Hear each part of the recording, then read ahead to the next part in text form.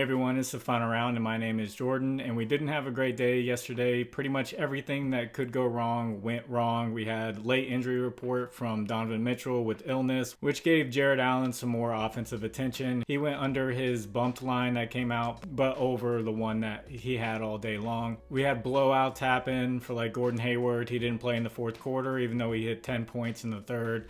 And then we had foul trouble with someone like JOCKMKT, who came back in, wasn't doing too bad, and then he just happened to get benched for the rest of the game. And that's just how betting works. You got injuries, blowouts, foul trouble, pretty much everything that could go wrong happened. So let's get into these picks for today. There's still a lot of lines that are not out yet due to injury reports and stuff like that. But I have 4 plays that I like, and there will be images on the screen. Those will be from a data app called Outlier. There will be a link in the description for a 7-day free trial. So this episode will be powered by Outlier.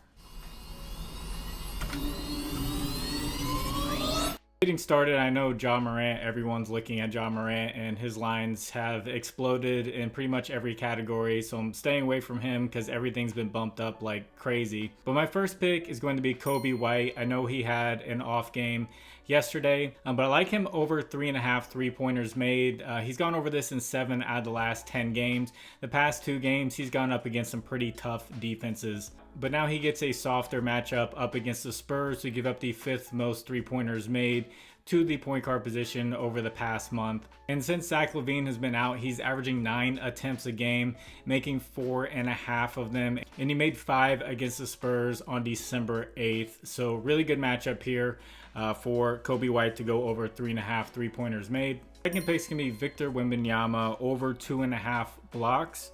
He's gone over in 7 out of the past 10 games, and he had 4 against the Bulls on December 8th. When it comes to blocks and looking at position, versus teams and stuff like that, there's just not really a category right now for someone like Victor Wembanyama. So I'm not going to pull up like power forwards or centers and say they give up this many blocks to that position, because Victor Wembanyama is just different. If you're not held hostage by Prizepicks, I like his blocks plus steals at 3.5. He's gone over in 8 out of the last 10 games. If you haven't, please like the video, and also if you haven't, please subscribe to the channel. If you have a little bit of extra time, could you leave a comment for the algorithm? You just put a W there, and it just tells YouTube to get that video out there for more people, and thank you to the people who do that. And my third pick is going to be Deandre Ayton over 12.5 rebounds. He's going up against the Wizards, who give up the most rebounds to the center position. And I'm going to read off some notable centers that they've played against as of late. They give up 13 rebounds to Domantas Sabonis, 17 to Nurkic, 18 to Jonas Valanciunas, 10 to Embiid in 3 quarters. That was a blowout. And then Nick Claxton had 15 rebounds. The only center over the past few games that hasn't really had too many rebounds is Miles Turner. So DeAndre Ayton's in a perfect spot here to get a ton of rebounds. So I like the over on 12.5. And before I get into this last pick, I want to shout out my partners, Underdog Fantasy, Sleeper, ParlayPlay, and ChalkBoard. Sleeper's doing up to a $500 match. There'll be links in the description that'll take you straight to these apps with the promo codes. The other ones will match up to $100 right now for first-time depositors. So thank you to the people who use those. And my fourth pick is going to be Karl-Anthony Towns over points plus rebounds. He's gone over in 6 out of the last 10 games and 5 out of the last 6 versus the Lakers. Now the Lakers struggle against stretch bigs, giving up the 4th most 3-pointers made to the center position and the 2nd most 3-pointers made to the power forward position. And they are tough on rebounding versus power forwards, but they're soft on rebounding versus the center position. And Karl-Anthony Towns has kind of been going off as of late.